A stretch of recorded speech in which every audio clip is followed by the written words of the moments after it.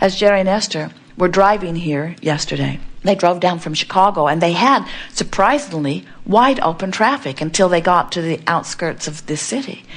And as they were sitting there, traffic was not moving at all. It made them feel uncomfortable because they had a deadline. They had people they wanted to meet at a certain time. And as the traffic came to a complete stop, they felt agitated. But then as they began moving, Esther was driving about 70 miles an hour most of the way from Chicago to here. And now she is going 0 miles an hour, which felt uncomfortable. But then the traffic started loosening up a little bit, and now she's going about 10 miles an hour. But she felt relief.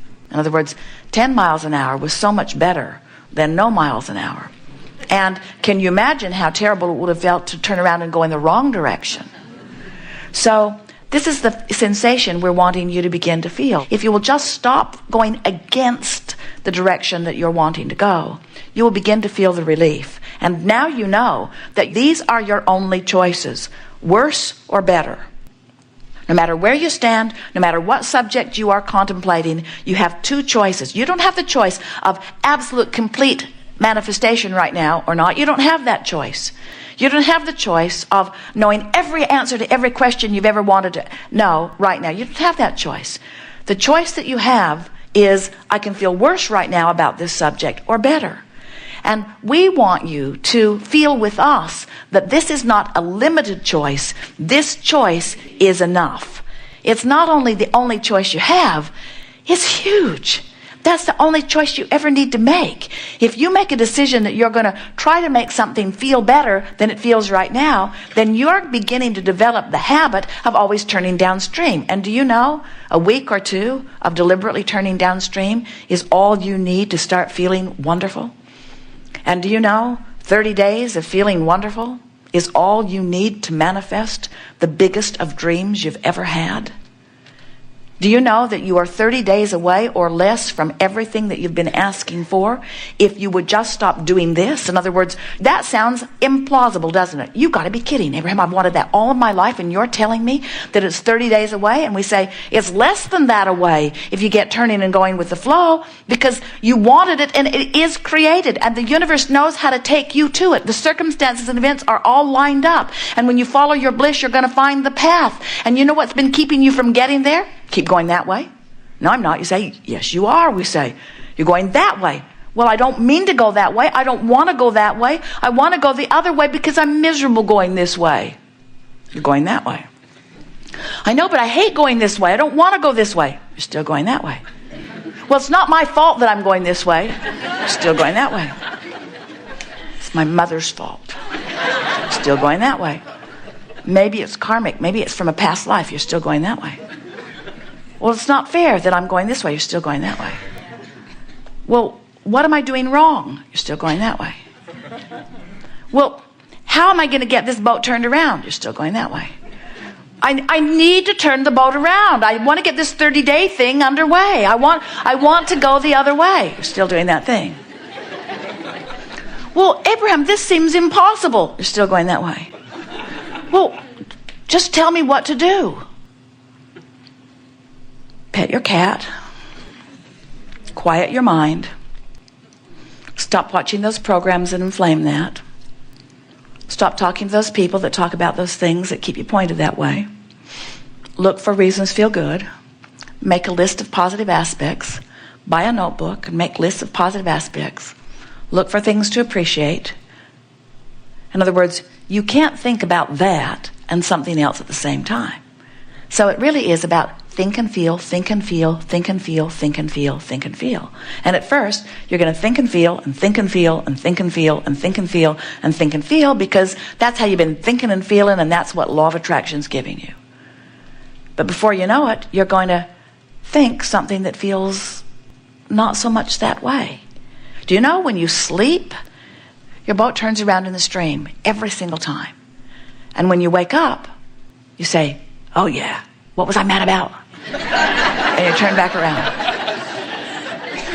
But if before you go to bed, you could say, while I sleep, my boat's going to turn around. And when I wake up, I'm going to lie in bed and I'm going to think about the positive aspects of my life. Now when you wake up, you get a little momentum going this way. Now, we're really making this sound like you are an upstream crowd, and you're not. But relative to those things that you want that have not been coming to you, you have been an upstream thinker. You have been. Otherwise, you'd have what you want. So if you don't have enough money, you've been more this way upstream than you have downstream. If your relationship is not pleasing you or is missing altogether, you've been thinking more about things that make you feel bad relative to that than good. If you are not in your body feeling the way you want to, you've been thinking more upstream about it than you have down. If you're overwhelmed in your life, you've been thinking much more about how much you have to do than about the ease in your life. The universal law of attraction never yields to you something that is different from your vibrational frequency. So when you say, okay, I get it. I can find softer thoughts, and every day I'll get better at it. And as you do, you'll turn and go with the current. And immediately you'll start feeling better. And people who are watching you will say, what's changed? Did you get that job you were looking for? Or did you get over that illness? Or did the money that you need come in? And you'll say, no. Then why are you so happy? I know it's illogical, you'll say. Because what I thought I needed to be happy hasn't happened yet.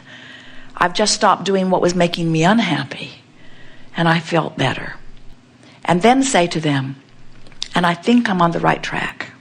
I just don't think you can feel this good without good things beginning to flow into your experience. And we say, those would be the most accurate words that you could ever speak. You can't feel negative emotion and let the good stuff in, and you can't feel positive emotion and keep the good stuff out. You just can't. When you get turned correctly in the stream, and correctly we mean going with the flow of that which is your natural inheritance, all good things will flow to you. So what are we talking about here? We're talking about utilizing your guidance system to know what's upstream and what's downstream. We're talking about you using 2 points of vibrational relativity in order to know. Just like the navigational systems in your vehicles, Jerry and Esther have 4 different kinds now.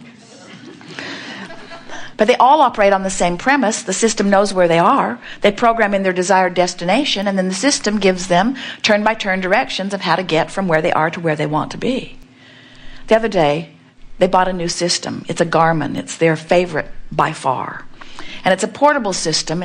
They plug it into the cigarette lighter, and it sits on a little sandbag so it can be moved from vehicle to vehicle. So Esther unplugged it from the car and put it in the monster bus as they began to drive. And she programmed Pioneer, which is in the bus, and Garmin, which is the portable system. From where they are, she programmed them to the same destination. So now she says to Jerry, I'm in good hands. You can go back and do whatever you need to do. I have guidance. And off they go. And all of a sudden, she comes to a juncture in the freeways, and Pioneer says, get in the right lane and take this road to the right, and Garmin says, get in the left lane and take this road to the left. And she has them turned up very, very loud. And then she hears Jerry piping in from the back about something, and she says to all of them, I'm not listening to any of you. I'm going to do what I'm going to do, because she realized she was in a sort of critical position. She was in 6 or 7 lanes of traffic. Everyone was driving at breakneck speed. She's 70 feet long, about moving 70 miles an hour, and she's getting mixed messages about which way to go. It was chaos for a moment, almost a panicked sort of feeling.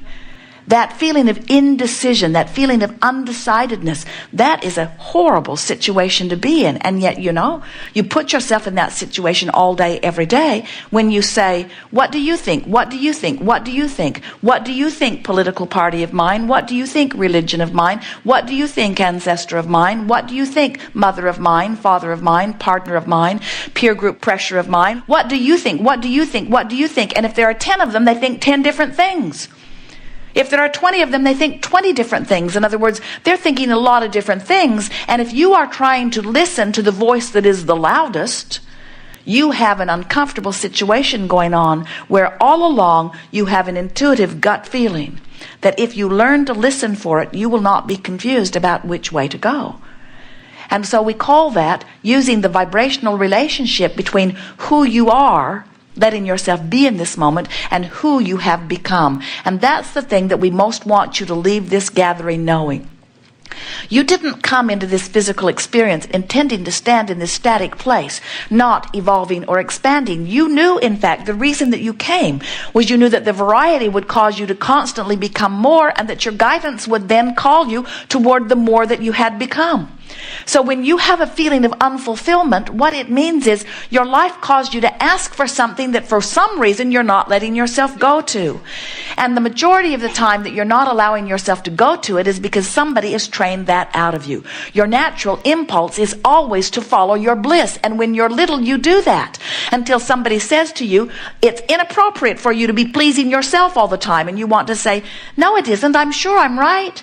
They say, no, you are not supposed to please yourself. And in very short order, you learn, because they're bigger than you are, that sometimes it goes better for you initially if you please them. Because most of them are still trying to control the conditions, and they convince you, when you do that, I feel bad, and when you do that, I feel good. So you should do what makes me feel better. Which works out all right for you when there's just one of them, but get two of them plugged in and trying to give you guidance, it makes you a little crazy, or more, you see. And so then it seems that the only way a little tyke can grow up and feel any reasonable happiness is if his family can get him into a culture where everybody thinks pretty much the same. So he doesn't have these split messages going on. And do you know that's what so many societies are doing? They want to put their children in special schools, and they want to keep their children from being exposed to this, and they want to cloister them. They want to put them into a dark cave where they cannot be exposed to things that might cause them some concern or some confusion. And what we're wanting you to do is to get out into the light and to activate your own guidance system so that you are not afraid, but instead you are confident that under any and all conditions you can tell which direction to go. Because the call of Source, once you begin to listen to it, is an undeniable call. You'll get so wise that you'll know that Source always calls you toward kind words, never critical words. You'll get so sensitive to the call of Source that when you're hating someone for their color, for their religion, for their whatever, you'll get so sensitive to the call of Source that you'll know, I am violating the very premise from which I was born and to that which I have become. Hatred does not become me, you will discover. When you find fault with yourself, you'll come to know that's me choosing to think about myself in a way that Source never does, and I'm splitting my energy. When you hate someone else, you'll realize I'm finding a thought that Source would never find, and I'm splitting my energy. When you drop bombs in the name of God, no matter which side of the battle you're on, we promise you your energy is split. You never, ever, ever do anything like that from your place of alignment with Source. It's always from your place of disconnection, from your place of fear, from your place of not knowing about the stability of your life experience. When you're tuned in, tapped in, turned on, and in alignment with that which is Source, everything that comes from you feels good as it comes forth from you. And so, in time, with a little bit of practice, worse, better, worse, better, worse, better, worse, better, you'll get so in sync with the natural rhythm of who you are that you will be able to look at something that is abhorrent in nature, maybe the behavior of your government or someone else's, maybe the behavior of someone in your community, maybe the behavior of someone in your family or in your relationship. And you will be so accustomed to be in alignment with Source that you can see them in their behavior, in their condition that is abhorrent. And you will still be able to see them through the eyes of love because you have discovered what unconditional love really is. Unconditional love is training myself into the rhythm of who I am, rather than responding to the conditions. Unconditional love is tending to my vibration first and then experiencing what law of attraction yields to me as a result of that, rather than looking out into an environment and attempting the impossible, which is to control conditions. You can't control your children, have you noticed? And when you try, they don't like you. And you don't like you either. When you understand that they've got guidance within them, and when you let your dominant intent be to live your life by example, which is to get in the flow of that which you are and be in alignment with that which you are as much as you can,